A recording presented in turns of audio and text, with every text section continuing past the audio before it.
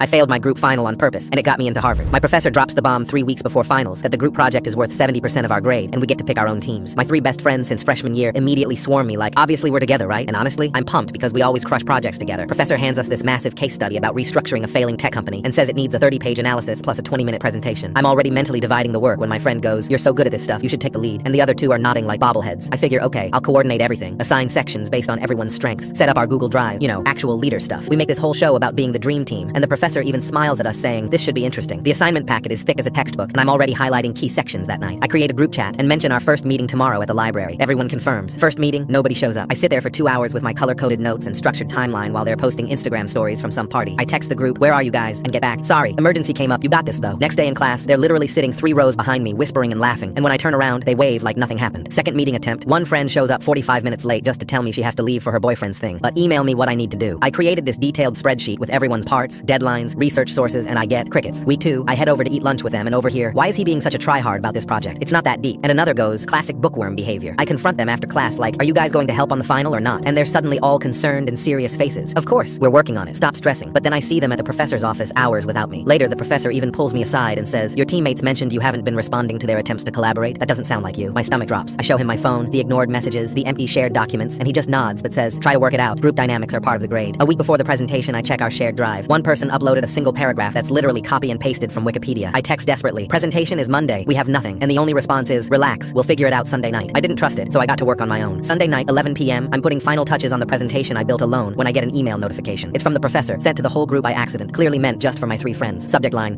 concerns about team member. I open it and my blood runs cold. There's a whole email chain. My friends had been meeting with the professor for weeks, building a case that I was the problem teammate. Screenshots of me micromanaging in the group chat. Claims I refused to let them contribute. One of them even wrote, he just wants all the credit for himself because he's obsessed with his GPA. We've been trying to work around him, but he won't let us access the files. But here's the part that makes my hands shake. Attached to the latest email is a separate presentation, their own version, 20 slides of mediocre work, but it exists. They'd been working together this whole time, just without me. The professor's response, "I appreciate you bringing this to my attention. Let's discuss alternatives for your grade separate from his." Why would they do this? We've been friends for 3 years. I scroll back through the chain and find it, an email from week 1. If we tank his participation grade and do our own project, we can still pass, and he'll be the one who fails. Then maybe he'll stop making the rest of us look bad in every class. Monday morning, I walked into that classroom with 2 USB drives. One had my complete project. The other had screenshots of every ignored message, every email, and their entire scheme. When the professor called us up to present, I plugged in drive number 2 first. I didn't say a word, just let it project on the screen while the whole class read their plan to sabotage me. My 3 friends went pale. Then I switched to my actual presentation and delivered 20 minutes of flawless analysis. The professor stopped me after and asked to speak privately. I handed him both drives and said, "I'll take my 0 on the group portion. It's worth it." 2 days later, I got an email. I'd failed the group project as expected, which dropped my final grade to a C, but attached was a letter of recommendation to Harvard's graduate program that started with, "In my 20 years of teaching, I have never witnessed a student handle betrayal and adversity with such integrity and capability."